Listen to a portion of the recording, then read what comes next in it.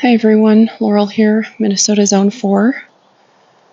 I am today, November 4th, getting my garlic planted in the ground, so I'll show you that. We did have a night where we got down to at least 20 degrees. It was that when I was getting ready for work at about 5:36 in the morning. So definitely a hard freeze. You can see the canna and the coleus back there, not looking so good. But we did have a little bit of snow cover left, just a hint. So a lot of these perennials, they're both tough, but they were also shielded a little bit by the snow. Heucherella is semi-evergreen here, more evergreen anyway than heuchera is.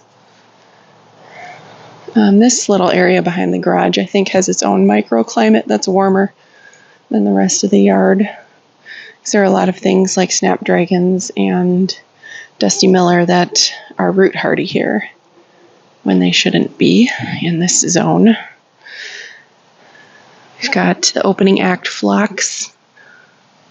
I did find a couple more of those at Home Depot for half price, so I'm excited about that. I don't know if I'll plant them in the fall or wait till spring. Cat's Pajama Nepeta.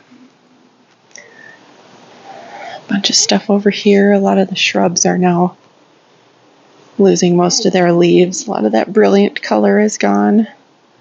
So I don't clean up the leaves I just leave it as mulch in the garden beds. I might clean it up from around the base of the trees or the shrubs if they're in the spring, if it looks like they're kind of caked in them, but otherwise they just break down, feed the soil. Love the allium seed heads. Those are so beautiful. Love how the sun is shining on them right now too, and those red stems. Hydrangeas, man, these had a lot of blooms this year. We get really heavy snowfalls, so the blooms don't tend to stay up all winter. They get broken off by the snow. But I'll take you over here in the new Vego bed. I have 6 rows of garlic, 6 different kinds. There's Chestnut Red, Music, Georgian Fire, Russian Red, German Extra Hardy, and Krandegasser. And these are all ones that I grew last year, and then I saved the biggest ones for seed garlic. So this is what I do. I kind of map it out. I did them last year about 3 inches apart, and they did great. So I'm doing that again this year. I did it in the center of the bed. I'm a little bit nervous because this bed is higher up than the old one. So I am worried about them freezing out, which is entirely possible in zone 4, and then they don't sprout, they die. So I kind of did it more towards the center where it's a little bit more insulated. I can plant things on either side. I'll probably plant lettuce over there. I don't know what I'll plant. I'll decide that in the spring, but you can plant things on either side because digging up the garlic isn't horribly disruptive to surrounding plants. So just in case, I also I did 10 of each variety in here. You pull apart the cloves, plant each clove. I'll push them down a couple inches. Then I have a bunch of compost to top this off with. And then sorry about everybody's doing lawn cleanup today. So there's some background noise. I have shredded leaves in there, and that's what I use to top dress my beds for the winter time. And then over on this side, I have the same 6 varieties. I have 6 of each planted because I know they survive in the ground. So this is sort of my backup plan in case the ones in the bed don't survive. I at least have something. And then I just put down bone meal, which is good for any bulbing plant. So any bulbs, any bulbing vegetables, I'll top it off with bone meal again in the spring. I use that on my shallots as well. This is just lay this down for the winter time. That trellis that I use for the squash. You can see how things got a little bit toasty in that nice cold weather. I was a little bit worried I wouldn't be able to get my garlic planted because the surface of the soil of the 2 raised beds was pretty frozen solid earlier this week. But the last few days it's warmed up enough during the day. So it loosened up. And I know this is going to settle quite a bit because it's a brand new bed. So even old beds settle a lot over the winter. Got a big hole here. I did There's some zinnias and some cosmos that I've been cutting back. Zinnias definitely don't survive 20 degrees. Those are already gone before. Excuse me. And then the azalea, that is Rosy Lights Pink. Or what is it called? It's lights. Rosy Lights, just Rosy Lights. It's a pink blooming azalea. All of the lights azaleas were developed originally by the University of Minnesota, I think starting in the 60s or 70s. There were no azaleas that were hardy in Zone 4 in Minnesota, only warmer zones, 5 or 6. I think usually 6 and up is most of them. Rhododendrons were hardy here, but not azaleas. So the University of Minnesota started a program to develop hardy azaleas for Zone 4, and that's what the Lights series is. Just FYI, in case you were wondering. This is the other phlox from Proven Winners. Now I forget what it's called. Not Opening Act, but Luminary phlox. This one is opalescent. Absolutely beautiful. And look, there is no powdery mildew. Unheard of. So I'll be looking for more of these. And this is its only second year in the ground. It already got pretty big. I did plant the Daisy May Shasta daisy right there. Got the aster. Getting pretty raggedy. I don't cut back. I really don't cut back anything in the fall. Just kind of creates ground cover, leaving it in place.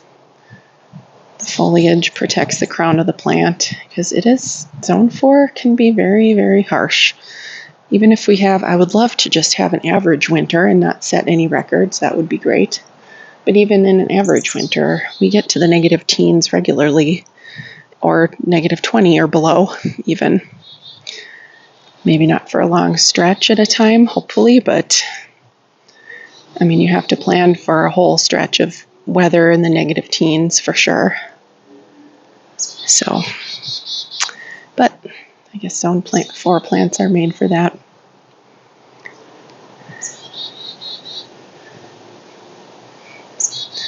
Yeah, got a couple more things to plant. See, the cat was out again earlier. I've got my little trio of Bobo hydrangeas here. I moved those two from further back along the fence. And there are some white stakes sticking up. That's where I planted 4 hostas. I got a couple more things to plant in here. Yeah, that salvia is done for. Oh, there's a little cat in the trees too. Oh boy. And even the Dusty Miller, not looking so good anymore. So a lot more cleanup to do. The bulk of it is done, thankfully. I do have a couple more of these back in black sedum to plant. This is what I have left.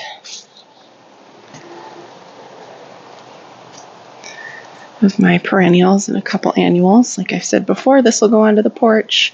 That's an annual, that's an annual. Everything else is perennial. And I have plans for the majority of these. I know exactly where they're going to go and the space is ready for them. So just a matter of time. But we don't have any snow on the forecast. It's going to be a little bit warmer than it has been, more typical November temperatures. We kind of skipped right over October, like the frost into a freeze cycle, and just skipped straight to hard freeze. Pretty much. I have these all stored here, and then so the shed is where I overwinter my perennials, the majority of them. I'll share that when I get them all loaded in here. Typically, they're rated to negative 20 or colder. So negative 20, negative 30, some are zone 3 or zone 2. So you don't have to put them, anything above 0 isn't really not going to hurt them. We usually, before we get that cold, we get a big snowstorm where we're going to have to shovel. And this is where all of the snow goes. Big pile right there. And then we pile it up as far back on the patio as we can to leave space for more snow as winter progresses. So I just have to get them put in the shed before we have to shovel any snow. So, yeah. But don't worry, I'll do a video once I get everything in the shed and kind of show how I care for them, what I do to water, keep them watered. They need very little water. The roots are active, but half asleep. I mean, they're not super active, not like in the growing season. So they don't require a lot of moisture. They don't consume a lot of moisture. You just have to make sure they don't dry out completely. I think the ones when I have lost perennials, it's because they've gotten overwatered. It is also a little bit difficult to tell how much water they're getting because the soil's frozen. So, the weight doesn't really change all that much when you trickle water in there. But anyway, once it freezes, it's not available to the roots. So, yeah. Anyway, thank you so much for watching. Have a great day, and please subscribe.